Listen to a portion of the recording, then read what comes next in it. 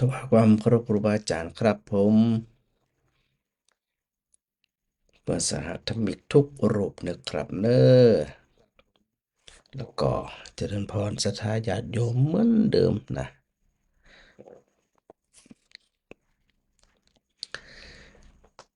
เขาปะกันเหมือนเช่นเคย20:00เป็นต้นไปกับรองศาสตราจารย์ดอกเตอรพระครูศรีปวรบัณฑิตเนี่ยคลื่น106.5เมกะเฮิรตซ์วิทยาลัยสงฆ์นครลำปางออกอากาศอยู่ที่วัดอุทุมพรบ้านตาเดือตำบลพิจัยอำเภอเมืองจังหวัดลำปางเนอะป้ากับว่านี่เดี๋ยวบอกก่อนนะสุดท้ายจะได้เข้าใจว่าพระอาจารย์จัดรายการสดนะวันนี้เป็นวันพัดตี25 ธันวาคมนะ2568นี่ใกล้จะสิ้นปีละเจ้าแม่ตาฮัลโหลนั่น แม่ตาไปกดตัวได้ทำหมดเนาะเดี๋ยวเด้อครับสายอันจะได้ชัดเจนว่าอันใดเอ่อส่วนของวิสรานิยุชัดกับบ่ชัดเองนะเจ้าแม่ชัดดีกว่าชัดดีกว่าโอเคอ๋อเขาพัดวันนี้เนี่ยบัดตันหลายคนนั่นอ่าไอ้คันก็แม่อันแม่ครัวเนี่ยบัดตันมันนี่อืมก็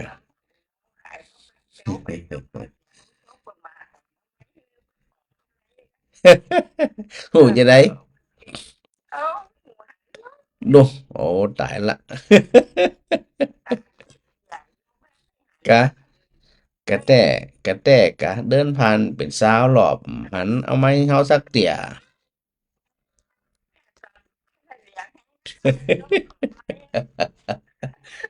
มากี่คำไปอย่า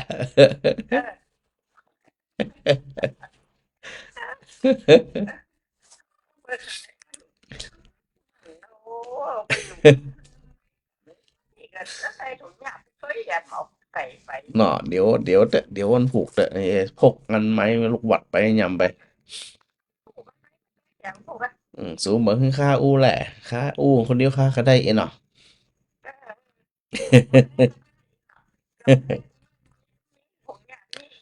เออ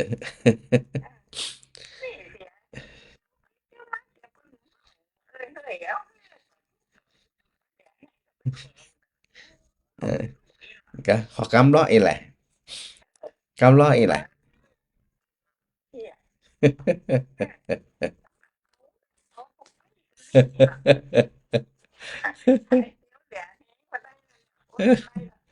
คนใดอ่ะสวดหน้าก็ได้สวดหลังก็ได้อ่ะ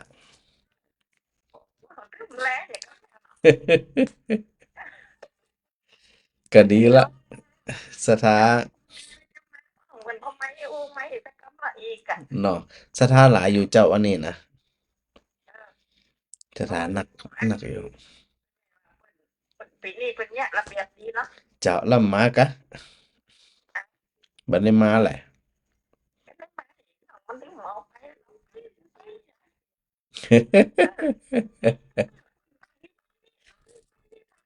รู้ต่างอีกมันก็ว่าถูกของมันหรอกมันก็ว่าถูกของมันหรอก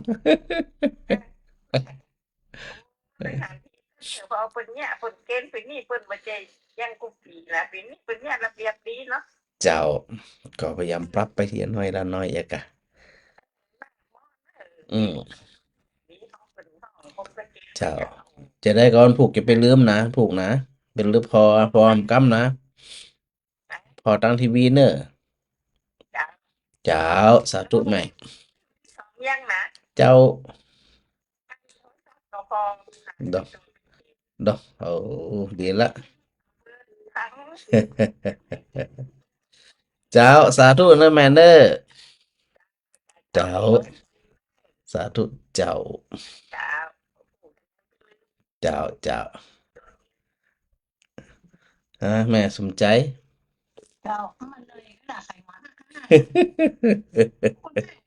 แม่แม่อันไหนมาแก้วแซวอย่าขอเปิ่นมาฮื้อไม้ไปขอไม้เปิ่นอู้อย่า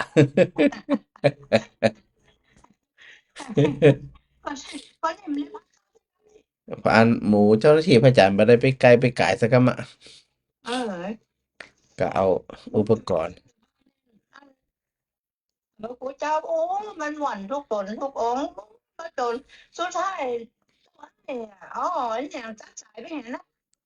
มาตัดกะโหก็อันหันอาจารย์แอมเปิ่นอันถ่ายทอดอยู่นะ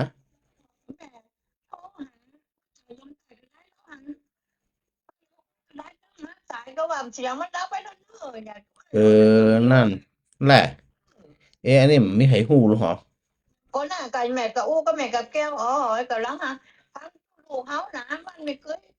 มันมันมันไปปุ้นเห็นไหมอันก็หลังจากตัวอ้ายแล้วมันก็มีอันตัวหนึ่งหั่นนะตัวหนึ่งก็เสียงจัดดีนะแม่นะดังก็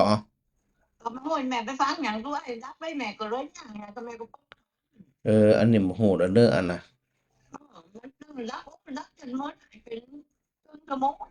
กะเออได้เดี๋ยวพรุ่งนี้พระอาจารย์จะบอกอันเจ้าหน้าที่ที่เปิ่นอันดูแลเรื่องนี้เนาะ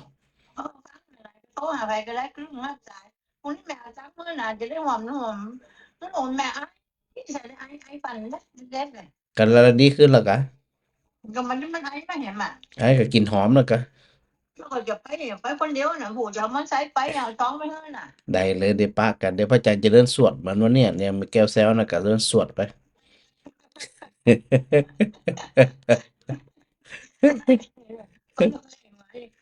กินอันยานั่นกับแม่อันแม่สุนันทาจะซื้อพระจันทร์มะขามเม็ดอันก็มะขามป้อมที่มีขายที่เซเว่นนั่นแหละอมเอาเจ้าช่วยได้อยู่นะเจ้าไม่ใช่ครบหมายถึงว่ามันเป็นโอมมายาอมยาแบบยาขนาด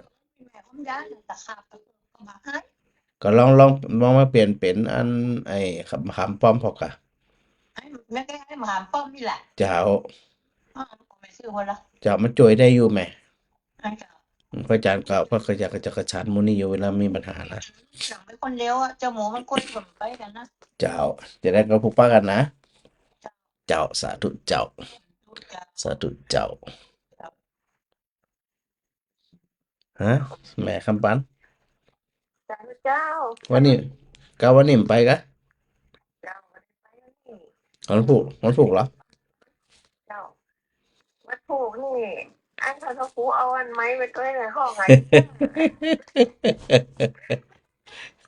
แม่แก้วสำแซวอยู่ขนาดก็เปิดมาไหมอย่า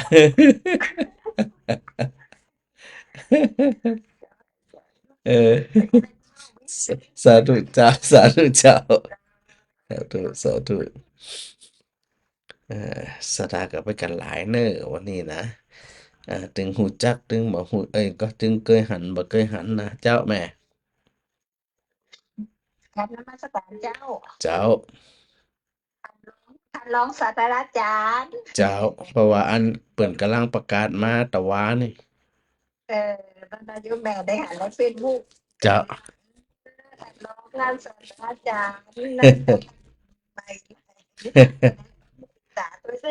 สาธุมันเป็นบนห้องว่าตำแหน่งทางวิชาการเจ้ามันจะมีอยู่3 ส่วนอันดับต้นนี่ก็คือเป็นผู้ช่วยศาสตราจารย์สูงขึ้นไม่หำน้อยก็รองศาสตราจารย์แล้วก็สูงสุดก็คือศาสตราจารย์เจ้า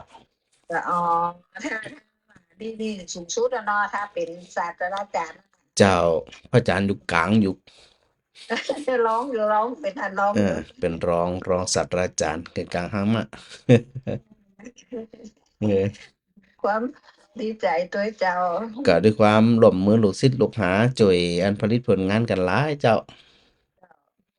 ช่วยกันเจ้าหน้าที่ตัวอย่างตัวช่วยกันทุกอิดหิมตายเหมือนกันอะเราจะรุ่นก็รุ่นเป็นนั่นนี่ก็รุ่นศาสตราจารย์เจ้าเข้าหูมได้หมู ก็รุ่นไปอันกระเจ้า อิดเจ้าอิดเออก็ปั๊บไปจะอัน มีเวลาที่กับเมาเป็นรุ่นนี่เนาะ อันนั้นก็ส่วนหนึ่งนะ เจ้ามันไม่แหมหลายส่วนนะงานมันหนักกันนะ แม่นบ่งานหนักขนาดนั้นทำหันทำนี่ แต่ก็ผ่านไปเป็นเรื่องเป็นเรื่องกันแล้วกัน เจ้าอืมก็ปั๊บไปเนาะ เนาะเจ้า ดีละขอบคุณจัดไลน์เนอร์ พวกกันเจ้าเจ้าพบปกกันเนอร์สาธุเจ้าสาธุเจ้า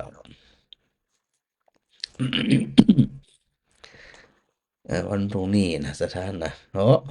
ถึงบ้านหรือยังนี่ ฮะถึงบ้านถึงบ้านหรือยังนี่อยู่บ้านแล้วเนาะการนึกว่าถึงบ้านเตี่ยหัววันแวะท่านแวะนี่อ่ะ คิดเลยนะ โดนโดนแม่แซวโดนแม่แก้วแซวก็หายเหนื่อยละไม่เที่ยวอยู่พวกแต่บ่เคยนั่งนะ แกไม่มาอย่างผมจะได้มาหรอว่าเขาน่ะจ้ะเป็นแซวเอาอย่างเที่ยวบ่ได้จะเอาเป็นอยู่บ้านปุ่นแหมเป็นอยู่บ้านเป็นพออันเป็นพอเฟซบุ๊กคนพอพูดจะเอาถึงพอเฟซบุ๊กถึงฟังวิทยุโอ้อันนั้นแล้วฮะ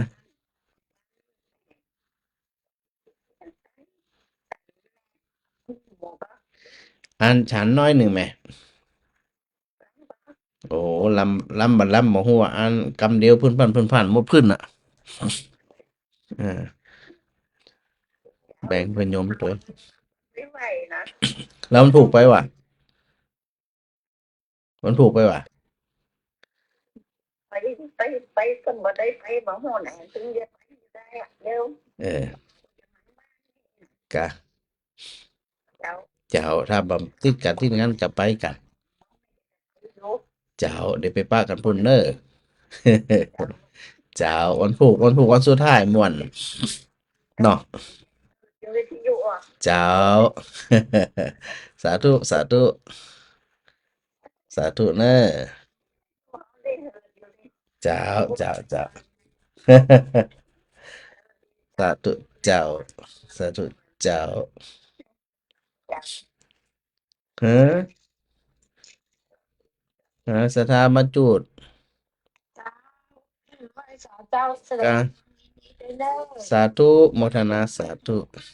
สู่ทุกคนนะเด้อเออ ไปเที่ยวได้ยินเขาหวานๆนี่มาตอนนั้นก็จะไปพุ่นไปแอวนี่เขาปุ่นๆนะ นี่เปิ่นปันเปิ่นพรเฟซบุ๊กอย่าลุยใจอยู่ทำนั่นคือนี่เห็นไหมนะบอกว่าตอนนั้นอยู่ในรถถึงบ้านมา6 โมงเกินเลยเนาะเขาก็บ่จะฮู้รู้เนาะเขาอยู่ในหั้นเขาก็บ่จะฮู้แต่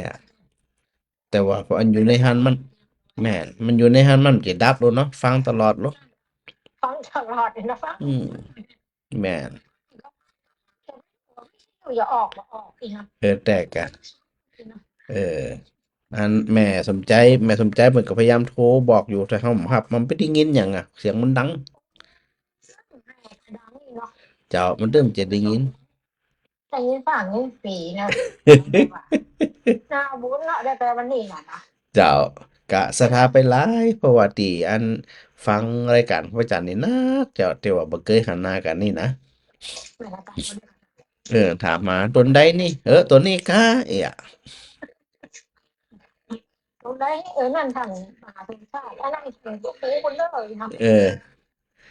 กะสุขใจเจ้าได้หันหน้าหันตาทักทายกันสุขใจอยู่อืมมีกับเนาะเดินให้หยาดตาวันเนาะได้เลยเปิ่นว่าอันเดือนหน้าแหมเดือนมกราอืม15เคยไปจังใหม่กะไปหยังมีอย่างยกดอกสาติก็ว่าเราคืออะไรเลยดอกสาติอันพุทธมณฑลอ๋อเจ้าเจ้าเจ้าเจ้า นี่ละอืมมาบนแม่ก็อยู่ตรงกลางแม่เขาละ ถึงบ้านเรียบร้อยแล้วเนาะอ๋อดีละปลอดภัยก็เป็นห่วงเป็นใยกันอยู่เจ้าก็ดีกับอันนี้มาเนี่ย เจ้า อยู่ด้านนะ ดีละเจ้าสาธุเจ้าสาธุเจ้าฮะฮัลโหลโอ้ปวดมือเปิดเป็ดมือปอจะแปบเดี๋ยวเราปอจ่าไปได้แล้วตีว่าได้รับเนี่ยตัวไอ้เป็นเตะตัวไอ้กำลังเตะตาโอมกำเดี๋ยวลดไปอ่ะนั่นตัวนั้นตัวไอ้ฮะตัวไอ้เป็นคนมีบุญอ่ะมันต้องมาอันก็มาทำอันมันต้องมาถวายสังฆทานครับจัดพระครูบุญศรีปวรบัณฑิตเพะไม่ว่าอยากตัวไอ้ออกไรเนาะกำเดียวลดไปอย่างไม่นานนั้นแต่งสวยแหละอ๋อคนในฮันเป็นอย่างหูไหมเพราะว่าเสียงมันลำโพงมันดังอยู่แล้วจากมันได้ยินนะแต่ว่ามาหัวว่าอันพิวดังมาดังอะนะ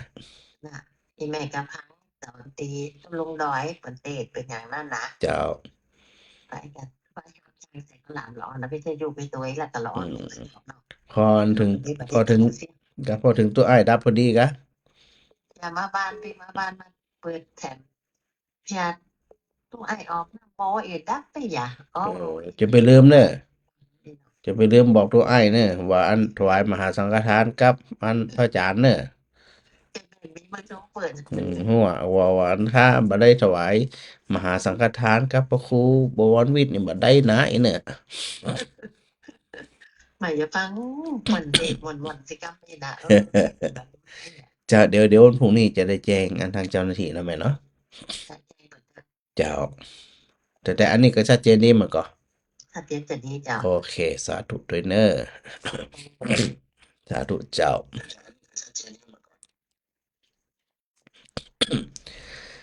อัน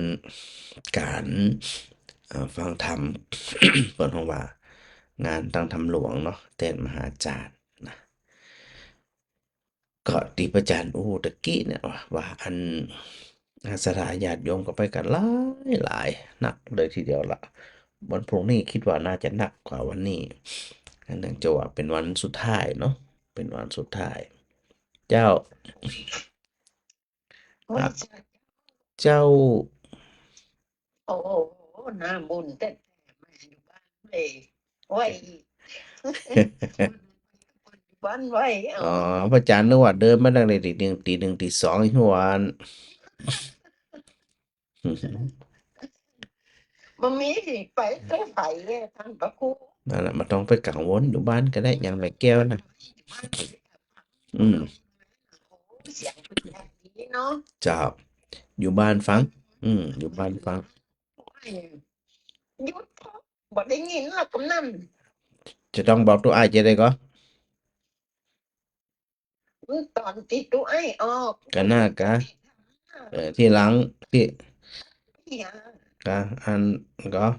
ต้องบอกตัวอ้ายว่าต้องทำบุญกับพระครูศรีปวรบัณฑิตเองเนอะ มันได้ปะเปิด หมูนี่เป็นช่วยการช่วยงานดีตลอดทุกงานแหละหมูวันตู้ไอ้หมูอย่างหมูนี่นะหมูนี่เป็นช่วยงานกันตลอด ตัวไอ้จะสองกำรักแท้ เป็นอย่างนั้นเดียวเปิ้นถ้าจะปิดฉันนี้โอ้ มันได้ปิดเจ้ามันได้ปิดมันจะได้หรอมันจะได้เก่าเกียงว่าต้องตู้นายต้องตู้ไอ้ต้องถวายอันมหาทานพระอาจารย์ก่อน นั่นเล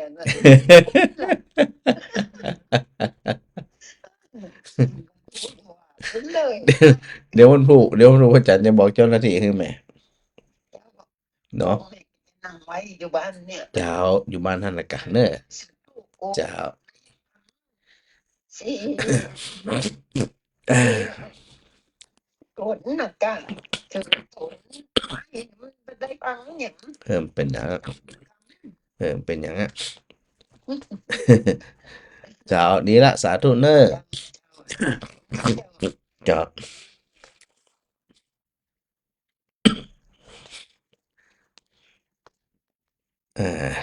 พูดเรื่องอย่างดีวันนี้นะ วันพรุ่งนี้เห็นวันหนึ่งนะวันพรุ่งนี้ก็เดี๋ยวเอ่อเริ่มเวลาเหมือนเดิมอะเนาะประมาณ8 โมง8 โมงครึ่งโดยประมาณกว่าจะแล้วก็เวลาเดิมวันนี้นะประมาณสักกี่โมงเนี่ยตะกี้นี่6 โมงกับ5 โมงครึ่ง6 โมงโดยประมาณก็จบละปีนี้เพราะว่าเขาแบ่งเป็น2 วันเนาะวันละเกึ่งวันนี้เกึ่งหนึ่งวันพรุ่งนี้เกึ่งหนึ่งมันก็โอเคอยู่ฮะจีนี่นะ เดี๋ยวจะได้เขากลับไปอันนั้นกันทำกำหนึ่งว่าเขาจะปรับกันจะได้อย่างจะได้นะเดี๋ยวมันถูกไปปากันแล้วก็สถานญาติโยมเนาะที่ฟังรายการของประจักษ์พระครูเนี่ยนะก็จะไปเริ่มทักทายกันด้วยเนอะเพราะว่าบางเขาบอกเคยปะกันอย่างโตอย่างที่ว่าสถานบางทีจุดใดต่ำต่อก็มีนะ อันนะอาจารย์บอกว่าวิทย์ตนได้นะครับอยากมาถามอาจารย์นะตนเนี้ยฟังตลอดสถานที่เป็นอันฟังแล้วก็บริโภคเนี่ยโอ้จำนวนนักเลยเนาะสถานฟังแล้วได้ความคิดได้ความเข้าใจมีความสุขนี่นะแล้วก็จะไปลืมกันแล้วกันนะวันพรุ่งนี้ท่านใดที่สะดวกไปก็ไปทักทายกันด้วยนะเดินมาหาอาจารย์ประครูเนอะเพราะว่าอาจารย์ประครูบางทีก็จำกันบ่ได้ทุกคนทุกท่านหลายท่านก็บ่เคยหันหน้ากันมาก่อนมันก็จำเป็นจะต้องทักทายกันนะแนะนำตัวเองตัวเห็นสถาไปอันบนห้องว่าไปช่วยเป็นโรงทานช่วยนำน้ำไปต้องขออภัยที่ได้ประกาศพองไม่ได้ประกาศพองนี่นะ เป็นบางท่านเนาะแล้วก็นนำอาหารไปตัวนะวันพรุ่งนี้อย่าไปลืมนะแหมวันหนึงนะอย่าไปลืมดูเจ้านะเนาะนำไปถวายแล้วก็ห่อเข้าไปตัวนี่สิ่งสำคัญก็คือสตาร์ต้องห่อเข้าไปตัวห่อเข้าไปเพื่อหยังเพื่อตุเจ้าโดยกันแล้วกันนะของพวกนี้นะมาเพื่อในบัดใดเนื่องของพวกนี้นะก็วันหนึ่งนะ ขออนุญาตนำเข้าสู่การสนทนาธรรมกันสักหน่อยหนึ่งนะสถานเนอตัวว่าอู้ถึงอย่างตัวว่าอู้ถึงว่าที่สุดเอ่อจักรวาลเนาะบ่มีไผที่จะไปหาไผได้นะพวกนี้นะเนื่องจากว่ามันขอบจักรวาลมันบ่มีที่พระพุทธเจ้าตรัสไว้เสียเวลาไปหาคำตอบหลายๆคำตอบเนี่ยบ่ต้องไปหาละ เพราะว่าบางคำตอบเนี่ยมันสุดวิสัยเขาที่เขาจะไปหู้เนื่องจากว่าอายุของมันสั้นนะหมดเวลาก่อนตายเหียก่อนแล้วก็โอกาสที่จะไปมันก็มีที่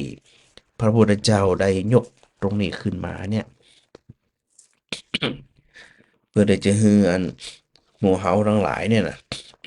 ได้ได้เข้าใจเนาะว่า ที่สุด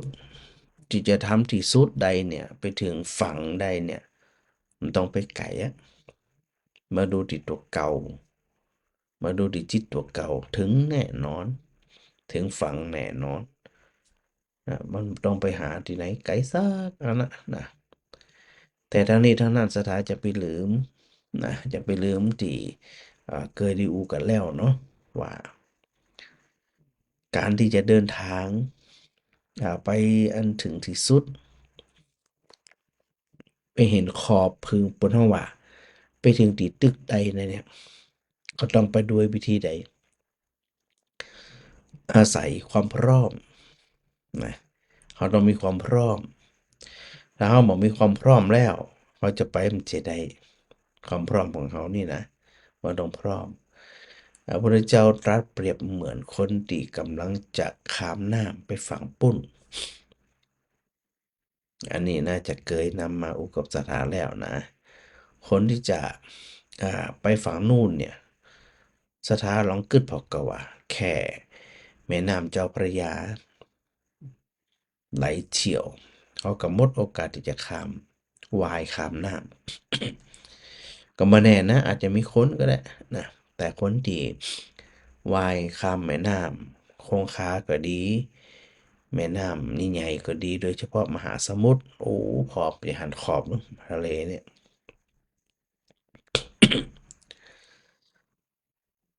คนที่จะไปถึงขอบไปถึงฝั่งใดนั่นเนี่ย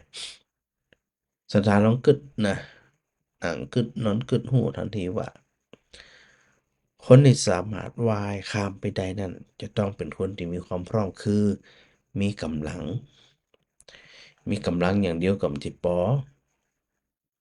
ต้องมีสติปัญญาตัวเอง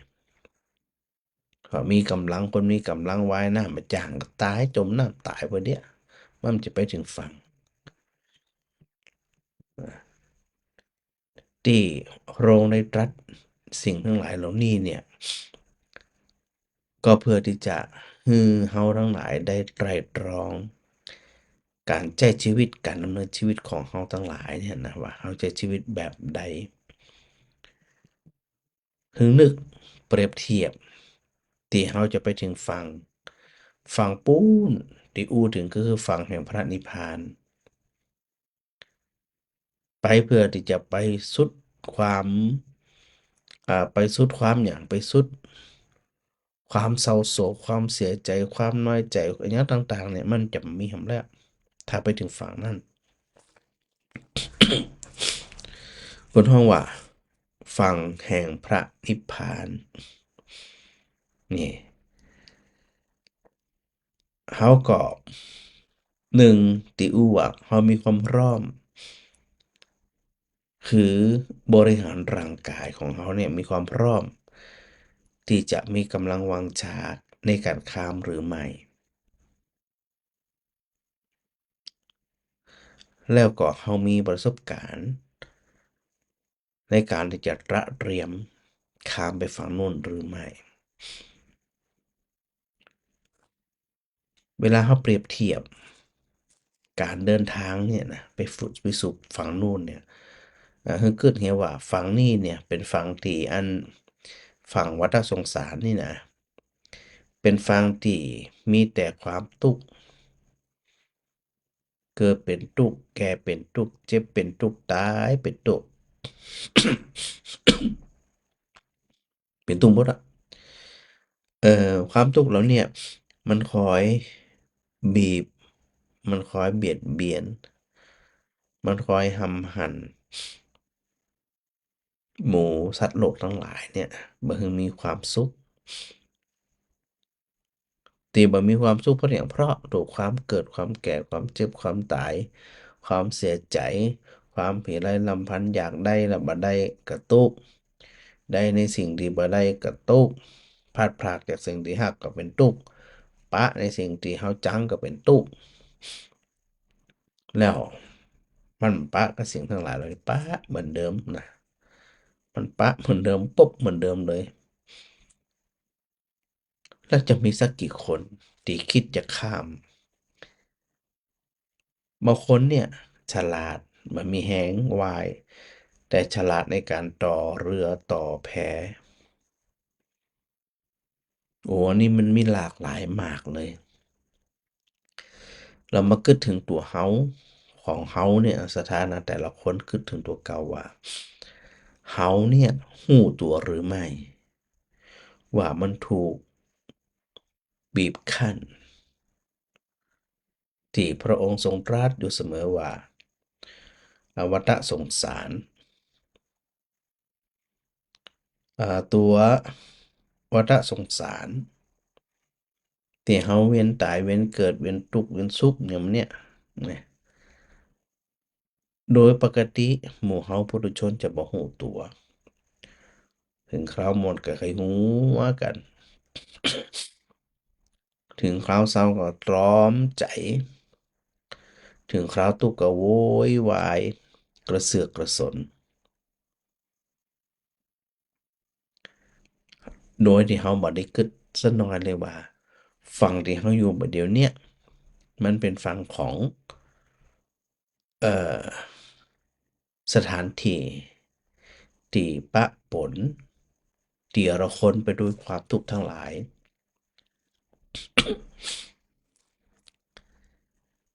แล้วมันจะมีสักแวบอยู่ในใจเฮาหรือไม่นะว่าเฮาเนี่ยจะอยู่ฝั่งนี้ต่อไปบ่ได้แล้วเฮาอยากไปอยู่ฝั่งพุทธฝั่งพระนิพพานแค่คิดมันก็เริ่มละมีความพยายามเพราะหยังเพราะมันรู้ตัวว่าเฮาอยู่อีต่อไปเนี่ยเว้นตายมันเกิดบ่จบบ่สิ้นสักทีอะ ผู้เฒ่าผู้แก่ศรัทธาทั้งหลายที่ผ่านการผ่านกาลเวลาผ่านประสบการณ์โอ้โหหันหมดอะแต่จะคิดได้สักเตื้อหนึ่งหรือไม่ว่าเขาเนี่ยยอมจำนนอยู่ในสภาพนี้ก็ช่วยเหลือบ่ได้ละช่วยเหลือบ่ได้นะเป็นจั่งซี้อันปะคนที่ชอบก็ชอบใจก็ดีก็ด๊าก็ปะคนที่จังก็ฟัดก็เฟียด ได้มาก็ส่วนเสเฮฮาสนุกสนานเสียไปก็ร้องห่มร้องไห้มุมหรือว่ามิติของการมองชีวิตเนี่ยสถานะมันจะไปมองคนอื่นบ่ได้เลยเพราะคนอื่นเนี่ยมันมีหลากหลายถ้าเราไปมองแต่คนอื่นเนี่ยมันก็จะดึงจิตดึงสติปัญญาของเขาเนี่ยไปสู่สิ่งอื่นโดยบ่รู้ตัวว่าตัวเองกำลังถูก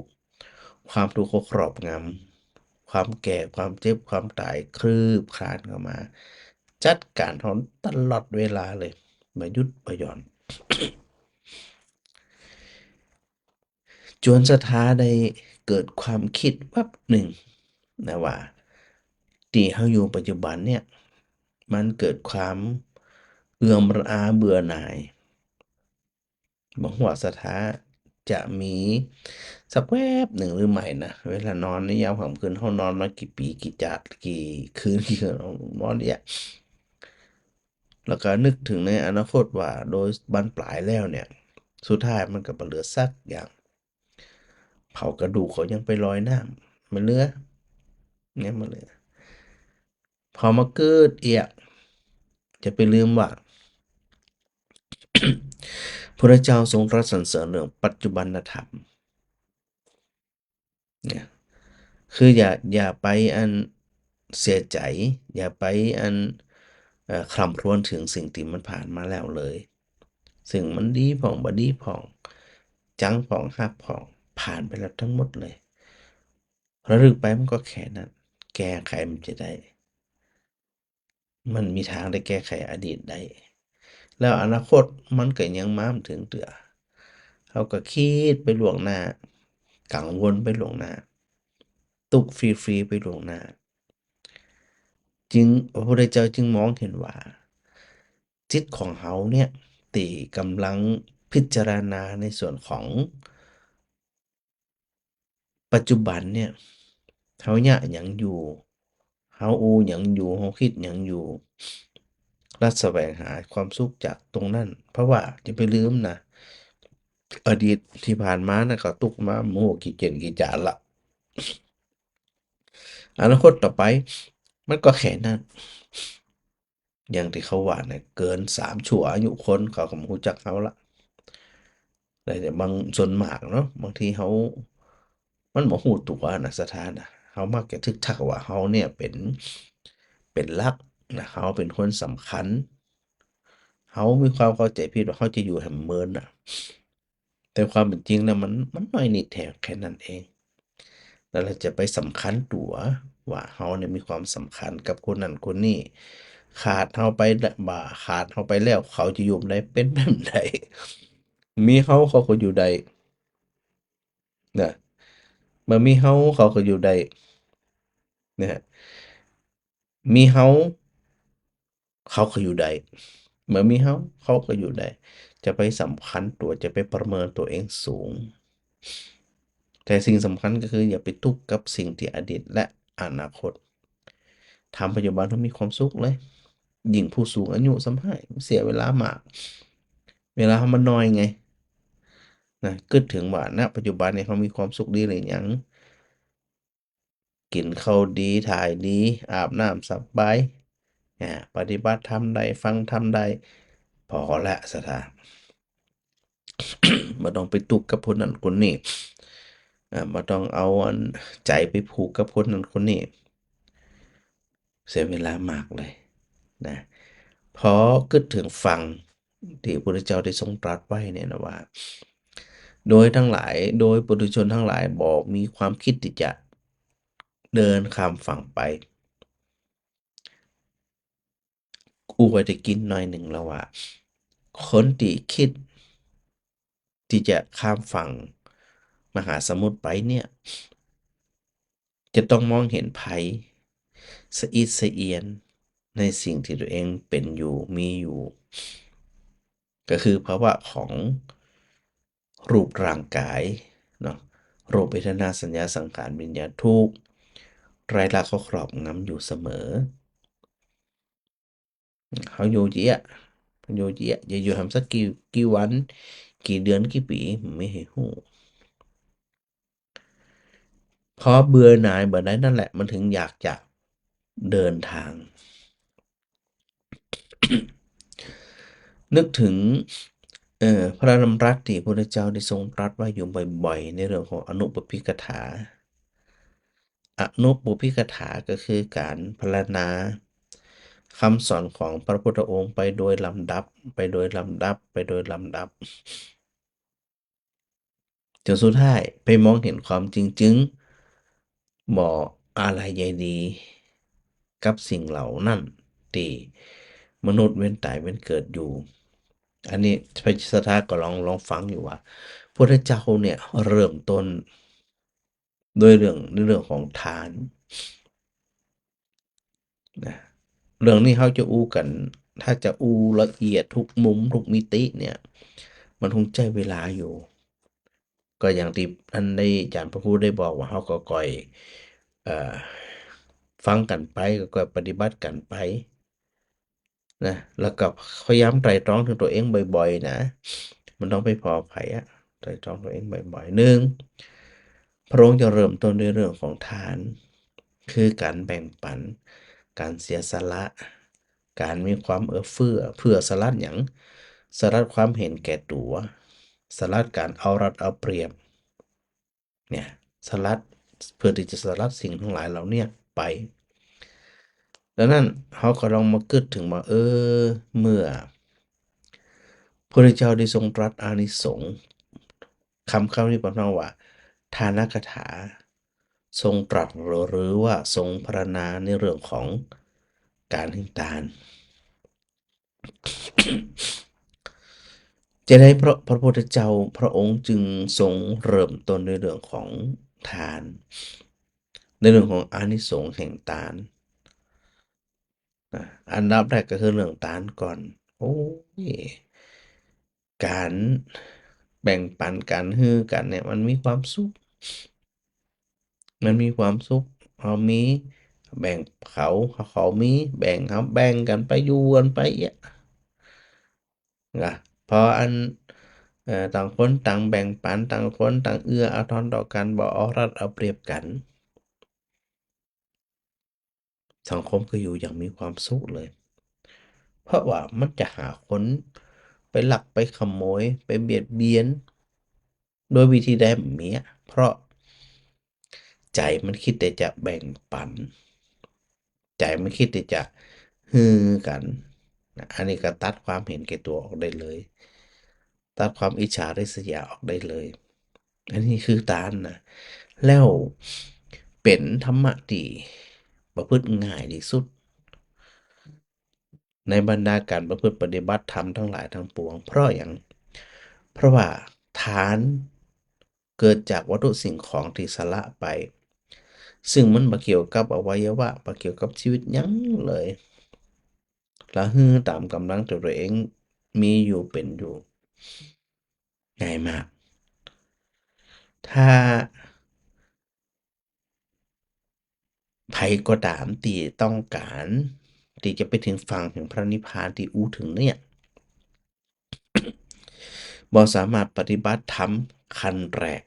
ตัวแรกนี่ได้ก็คือตัวทานเนี่ยอย่าหวังที่จะไปอ่าฮือทำข้ออื่นเนี่ย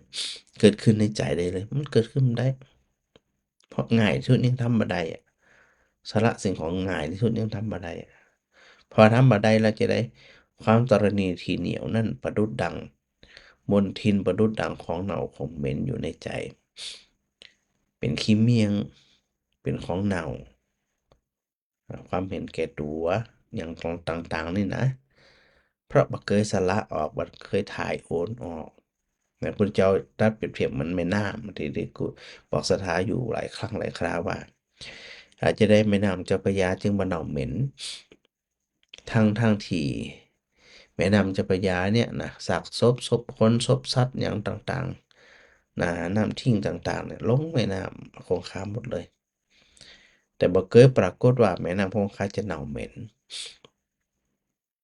เพราะแม่น้ำคงคาไหลทั้งปีไม่อยู่ที่เก่าถ่ายเทตลอดน้ำไหนก็ตามนะถ้าบ่เกยไหล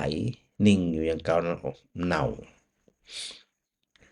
แม่น้ำคงคาเหมือนกันนะถ้าพายุดขายบ่ได้โอ้โหบ่ต้องอู้ถึงเลยแม่นแต่มันเหม็นเพราะอย่างเพราะมันไหลทั้งปีพระองค์ได้ตรัสเปรียบเทียบใจของคนเนี่ย น้ำไหลถ่ายเทมาน้ำไม่ไหลน้ำเก่ามันก็เหมือนกับใจจิตคิดที่จะฮื้อที่จะแบ่งปันมันไหลความตรณีออกจากใจมันไหลออกเลยแล้วสุดท้ายก็ลองมามองตัวเก่าเนอะเรามาพอตัวเก่าว่าตัวเฮาเนี่ยเป็นคนขี้จิขี้ทีเห็นแก่ตัวหรือไม่คิดแย่แต่จะเอาฝ่ายเดียวหรือไม่ต้องคิดเป็นคนที่จะต้องฮื้อแบ่งปันกันไป ถ้าบ่จะอันใจของเขาก็คือจะเน่าเหม็นประดุจดังน้ำที่บ่เคยไหลก็อำเป็นอันว่าตัวคุณธรรมตัวหลักธรรมตัวแรกที่ทำได้ดีที่สุดง่ายที่สุดคือทานถ้าว่ามีทานแล้วแบ่งปันแล้วอันต่างคนต่างทำต่างคนต่างมีความเพลิดเพลินนี่นะเพลิดเพลินนึงเปิ่นเพลิดเพลินนึงตัวนี่นะ เนี่ยคือมีความเข้าใจว่าโอ้ยการประพฤติปฏิบัติคำสอนของพระพุทธเจ้านั้นบ่ได้ยากเย็นอะไรหยังเลยนี่มีเท่าใดก็แบ่งต่ออันมีน้อยก็แบ่งน้อยตามประสาใจนี่มันก็เลยน้อมมาว่าพระพุทธเจ้าจะมีธรรมะอะหยังมาให้เราประพฤติปฏิบัติแหมพระองค์ก็เพิ่มไปแหมศีลกถาศีลกถาก็คือสมรรถนาในเรื่องของศีล ศีลก็คือเป็นการป้องกันชีวิต ป้องกันกายของตัวเองป้องกันจิตของตัวเอง เป็นเบื้องต้นป้องกันเลยเขาก็หลายไปกะอย่าง5 ข้อเนี่ยมันป้องกันอย่างพอทานอย่างเดียวมันจะพอนะพระองค์ทรงตรัสในเรื่องของศีลตัวเองแต่ละข้อนั่นเนี่ยมันจะเนี่ยคือมีอานิสงส์ที่สามารถประพฤติปฏิบัติได้ อย่างข้อแรกเนี่ยเป็นหลักประกันอย่างหลักประกันความเอ่อการใช้ชีวิตที่บ่เจออุบัติเหตุแน่นอนเราจะบ่ตายโหงแน่นอนเราจะบ่โรคภัยเคียนภัยตีภัยบุพภัยทุบเลยเป็นอันขาดเพราะอานิสงส์ของศีลข้อที่1 2ทรัพย์สมบัติเกิดมาบ่จากจนคนแค้นแน่นอน เป็นคนที่มีความพร้อมในเรื่องของโภคทรัพย์เรื่องทรัพย์สมบัติเพราะบ่เคยไปละเมิดบ่เคยไปเบียดเบียนไผบ่เคยไปลักไปจกเอาของไผแต่ตอนหน้าก็มาเอาลำหลังก็มาเอา นะอันนี้เป็นรับประกันว่า เกิดมาเนี่ยจะมีความพร้อมในเรื่องของทรัพย์สมบัติ ข้อที่3เป็นคนที่มีความพร้อม มีอครอบครัวที่มั่นคง มีครอบครัวที่อุดมสมบูรณ์ ข้อที่4เป็นคนที่มีเครดิตทางสังคม จะอู้หยังไปต่างๆเนี่ย คนเปิ่นบ่มีความเคลือบแคลงสงสัย เพราะที่ผ่านมานั้นเนี่ย เป็นคนอู้ตรง อู้ซื่อกำใดกำนั้น แต่ว่าอย่าไปลืมที่ได้อู้กันอยู่นี่นะว่าสถามักจะเข้าข้างตัวเก่าอะเนาะว่าข้าเนี่ยเป็นคนซื่อเป็นคนตรงนี่ยังก็ว่าไปซื่อๆเนี่ยอย่างที่พระอาจารย์ว่าเนี่ยนะมันไปตรงเฉพาะเรื่องคนอื่นน่ะแต่ที่เรื่องของตัวเองมันตรงอ่ะบูถึงเนี่ยอันนี้บางทีเขาจะเข้าข้างตัวเก่านะว่าข้าเนี่ยเป็นคนอู้จริงอู้แต่เป็นคนซื่อๆเป็นคนตรงๆมันได้นะเรื่องบางเรื่องเป็นของคนอื่นก็บ่ควรเอามาเปิดเผยเพราะเป็นเรื่องของเขา แต่เขาทั้งหลายก็คือมักจะเอาเรื่องของคนอื่นมาอู้แล้วเพื่อจะยกตัวเองว่าเป็นคนอู้ตรงๆเป็นเรื่องของคนอื่นแต่ว่าเรื่องตัวเองเนี่ยปิดเงียบสนิทเลยอันนี้บ่ได้ คำว่าตรงตรงนี้ก็คือเอ่อต้องเป็นผู้ที่ไตร่ตรองแล้วก็เข้าใจตัวเองนะว่ากรรมที่อู้ไปแล้วเนี่ยเป็นประโยชน์ก็เป็น คนที่เพิ่นฟังเนี่ยเพิ่นชอบบ่ชอบและคำนั้นเป็นคำจริงหรือบ่จริงพระพุทธเจ้านี่เลือกนะถ้าคำใดเป็นคำจริงต่อให้เป็นคำจริงแต่ว่าอู้ไปแล้วเนี่ยมันมีแต่ความเดือดร้อนแล้วมันเป็นประโยชน์พระพุทธเจ้าก็จำจะอู้นะไม่ได้หมายถึงว่าปิดบังความลับอะแต่อู้ไปแล้วมันมีประโยชน์ไงเพิ่นก็บ่อู้หรือว่าอันอู้ไปแล้วมีประโยชน์คนบ่ชอบใจ นะแล้วคำนั้นเป็นคำเทศยิ่งพระอูเลยเนี่ยอันนี้คำที่อันพระพุทธเจ้าทรงตรัสไว้ให้เราทั้งหลายก็ต้องมาใส่ใจว่าบางเรื่องบางราวคนอื่นก็ไม่ต้องไปสนใจจะดีจะชั่วโดยที่สุดแล้วก็ตัวให้ตัวมันอ่ะเขาทำดีก็เรื่องของเขาชื่นชมได้ก็ชื่นชมกันเขาทำบัดดีทำชั่วก็เรื่องของเขาบ่ไปเยาะเย้ยถักถาง ตัววิบากกรรมผลของกรรมย่อมสนองเขาวันใดก็วันหนึ่งอันเป็นเรื่องของเขาไม่ใช่เรื่องของเราเสียเวลานะนี่พระเจ้าก็ทรงตรัสอานิสงส์สีเลนะสุขติงยันติจะไปถึงสุขติภพใดก็ต้องเพราะเขาก็ด้วยอานิสงส์ของศีลสีเลนะโภคสัมปทาเป็นผู้ที่มีความเพียรพร้อมด้วยทรัพย์สมบัติด้วยโภคสมบัติก็เพราะศีล สีเลนะนิพุติงยันติตัสมาสีเลนะนิพุติงยันติจะไปถึงการดับคือพระนิพพานได้ก็เพราะศีลตัสมาวิโสทะเยควรดังนั้นนะตัสมาคือดังนั้นควรที่จะชำระศีลให้บริสุทธิ์มันมีความเดือดร้อนล่ะอยู่ด้วยกันอย่างมีความสุขล่ะนะอันนี้พระพุทธเจ้าก็ตรัสไปอธิบายไปคนฟังก็เคลิบเคลิ้มละสถานนะเคลิบเคลิ้มที่จะเข้าไปหาแล้วตัวที่3เป็นตัวหล่อทั้งใจเลยคือสักขะคาถาสักขะสักขะที่แปลว่าสวรรค์พระพุทธเจ้าทรงพรรณนาในเรื่องของสวรรค์คืออย่างผลของทานแล้วก็ผลของศีล คนที่ทำในเรื่องของทานก็ตามในเรื่องของการรักษาศีลก็ตามย่อมได้อานิสงส์อันประเสริฐซึ่ง ไผก็ใครได้ไผก็อยู่ในภาวะนั้นเคลิ้มเบิกบานใจสุขใจแต่วิธีการของพระพุทธเจ้านั่นน่ะทรงตรัสในอันดับที่สี่ก็คือในเรื่องของกามาทีนวากถา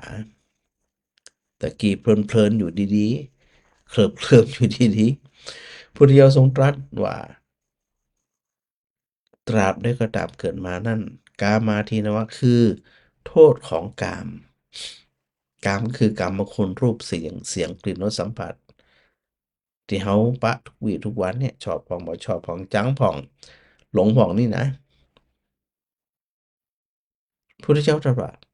ต่อให้เฮา ทำดีจะได้ก็ตามรักษาดีศีลจะเริ่มตราบใดก็ตามที่เกิดมาไหนเลยจะพ้นจากความทุกข์อันเกิดจากความแก่ความเกิดความแก่ความเจ็บความตายเวลาเราสวดพระธรรมจักรปวัตนสูตร ก็เอ่อชาติปิทุกขา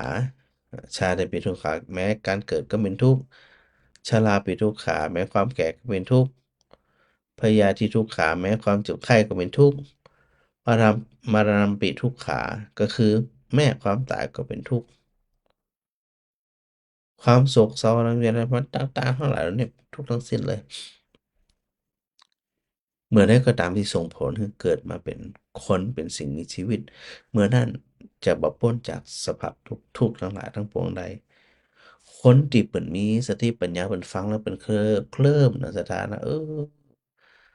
ชีวิตของเขาเนี่ยมีหยังเลยมันบ่มีหยังเลยสุดท้ายไปศูนย์เปล่ามาเปล่าไปเปล่ามันบ่มีหยังสักอย่างอยู่ไปก็ทะเลาะเบาะแว้งอยู่ไปก็จังกันด่าทอกันเข็นฆ่ากันคอมเมนต์กันนี่นะนี่สุขแล้วใดจิตที่คนที่เปิ่นฟังกำลังเคลิ้มกำลังมองเห็นภัยในวัฏสงสารการเกิดการตายมองเห็นภัยว่าโอ้โฮมันถูกไฟรนพอมันถูกไฟรนแล้วเนี่ยจิตมันคึงอยากจะข้ามน้ำไปสู่ฝั่งโน้น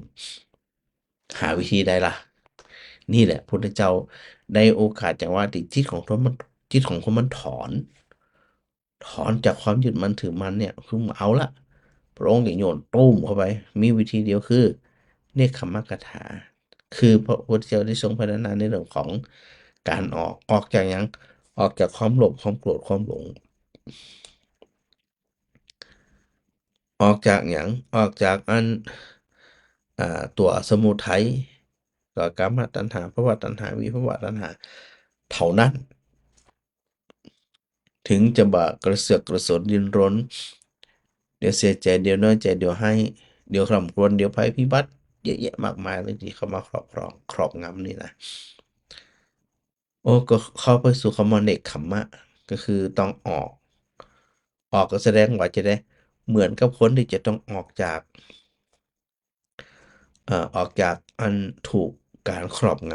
ำที่พระพุทธเจ้าทรงตรัสเนาะทรงตรัสในเรื่องของอย่างวันนั้นได้อู้กันแล้วกะจำได้วะสถาจำได้คำใดบ่ไม่แน่ใจว่าอันสิ่งที่พระพุทธเจ้าได้ทรงตรัสเตือนเฮาทั้งหลายไว้นี่ว่าอันทพูโตอายังโลโกเหมือนกับว่า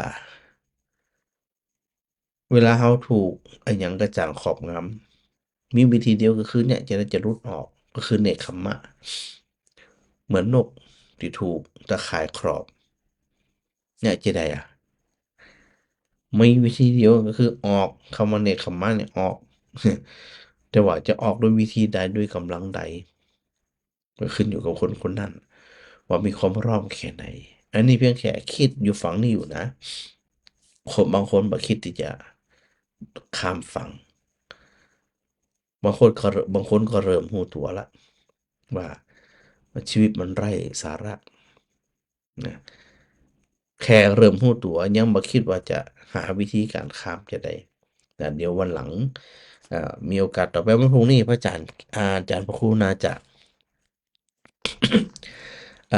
จะไปเป็นเจ้าภาพงานศพที่วัดตาดโถกเนาะ หลังจากที่กลับจากงานตั้งธรรมหลวงออกมาแล้วก็ประมาณสัก6 โมงครึ่ง1 ทุ่มโดยประมาณเนาะจากนั้นก็จะเดินทางไปเป็นเจ้าภาพงานงานศพวัดตะถกวันพรุ่งนี้นะดังนั้นน่าจะเป็นเทพแน่ๆ วันพรุ่งนี้นะ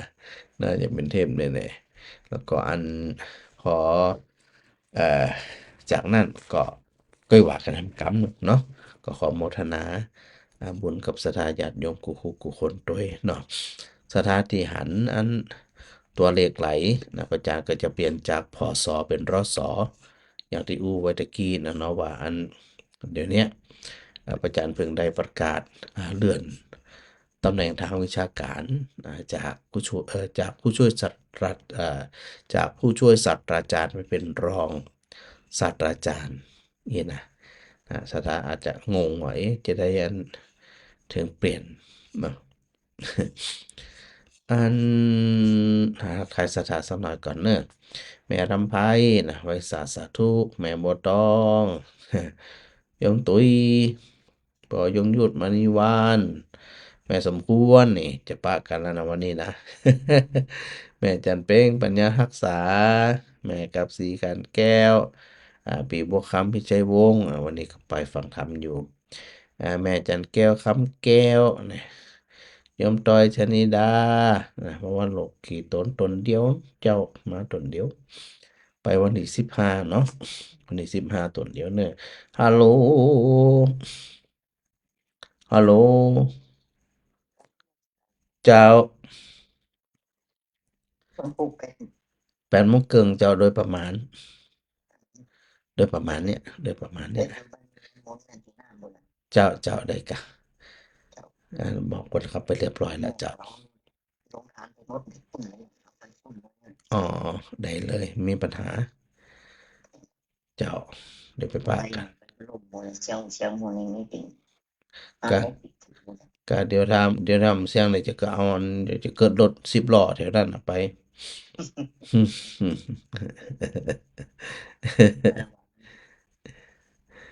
เป็นมอนผมใจไปเอาวันอะไรอย่างวะที่มาเร็วอ๋อ ไปพักมาอะไรอ่ะโอ้ไปมักเก็บมารุนพอที่เจ้าหลายก็อ่ะเดี๋ยวเอาไปไหว้เลยวันพรุ่งนี้เอาจากติดรถเพราะมันอยู่ที่นี้เป็นการเอาไปเอามาเนาะได้เจ้าเดี๋ยวถูกไปปักกันเนอเจ้าสาธุเจ้าเจ้าแม่สิบุตรท่านพระครูเจ้าแม่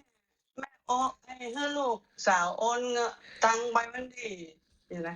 ที่19ตอนเย็นอ่ะ เจ้าเอาเบอร์อันเธอโอนเขาที่ไหนก็ ฮะ โอนเขาที่ไหนก็ ชีวิตรักบ้านสุดอ่ะ บัญชีอันโอนเขาอันบัญชีของอาจารย์พระครูก็ว่าเป็นบัญชีของอ๋อถ้าบัญชีของพระอาจารย์มีปัญหาตอนเย็นวัน จ้ะ ที่19กะ ตอนเย็นอ่ะ เจ้า อาจารย์หันเดี๋ยวล่ะ เดี๋ยวพระอาจารย์กำลังดูอยู่ นะอันแม่ไปไม่ได้แต่ว่าไปโรงพยาบาลมา ฮะ แสบตาไปโรงพยาบาลมาแล้วว่าก ะ ไปไม่ได้ อืม แสบตามาหลายวัน ไม่เป็น มา2 อย่าง กะ แต่ยาหยอดอ่ะแสบตาขนาดเลยอ่ะ มันก็ต้องอันก็ต้องระวังหน่อยจื่นก็สีได้ลักแหละ เจ้า โอเค ชีวิตรักบางสุด เรียบร้อยแล้วเจ้า แม่ว่าไปโอนตังค์เอาพระอาจารย์ก็แม่ไปบ่ได้นะ ถ้ามันเป็นหยังถ้าบ่ได้โอนพระอาจารย์จะทวง เจ้าบ่ตอนบ่แลงหลังอาหารก็ละก่อนนอน หลังปีหน้าบ่เหอะ ก็อย่างที่พระอาจารย์ได้อู้อยู่เสมอเนาะว่า อันไผบ่สะดวกก็เป็นหยังอยู่ที่บ้านฟังก็ได้เจ้า อยากไปบ่ฮ้อนเป็นหยังตัดนี่แต่ว่า เป็นหยัง ปีหน้า ไปได้นะ ปีหน้าก็ได้ ปีหน้าเอาปีหน้า เออ อืม ญาตินี่จะไปครับปีหน้า เจ้า เด้อ อีกก็พระอาจารย์อีกเหรอ ก็มันก็บ่ไหวอยู่เพราะว่า อันเจ้าหน้าที่ ค เพิ่ น นทำงาน ช่วยหลายนะ เจ้าหลายอยู่ เออ ก็สุขใจอยู่เนอะเจ้าเจ้าสาธุเจ้าเจ้าสาธุเจ้าเจ้า โยมก่อนออกมาอ่าแล้วก็นมัสการรองศาสตราจารย์ ยินดีโดยแม่สุนันทานะปอเสถียรนะโยมสิทธิการรอดพยัญชนะวันนี้ปากันนะวันนี้นะ หลายคนอันโยมมนิดนะรัตนมาศเนาะกราบโมทนาสาธุนะสาธุเด้อเนอแม่พิมพ์เจ้า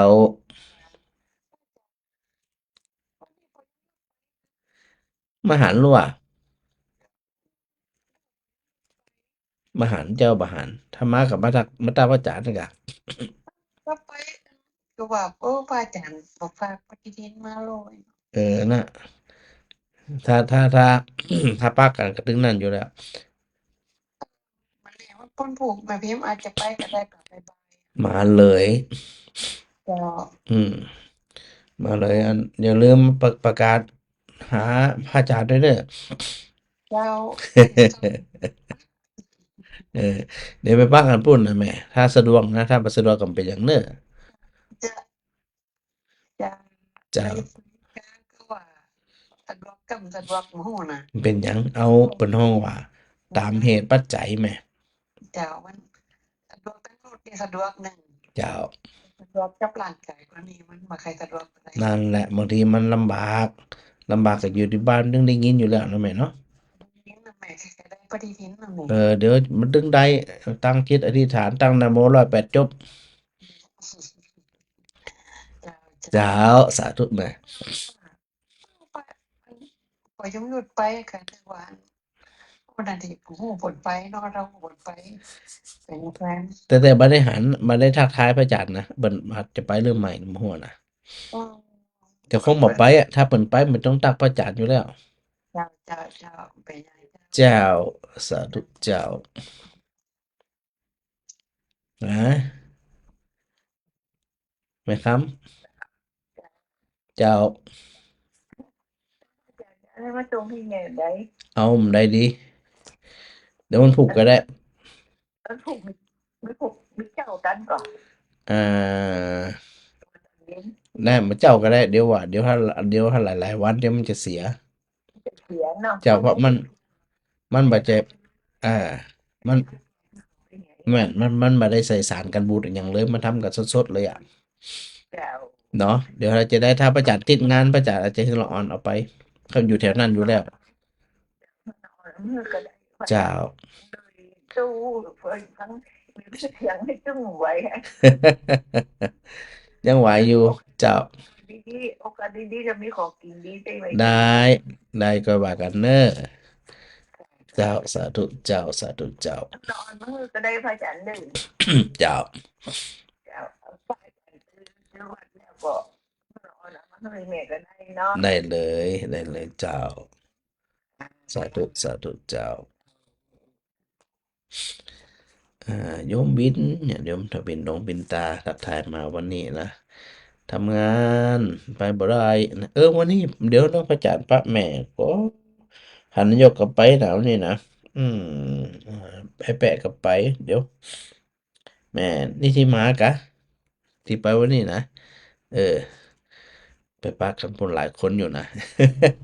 แล้วก็อันแม่ทักทายกันก่อนเนอะแม่อัญชันวงศ์ช่างเงินแม่มารีขนมไทยแม่แชมฟ้าคำปลาแล้วฮะ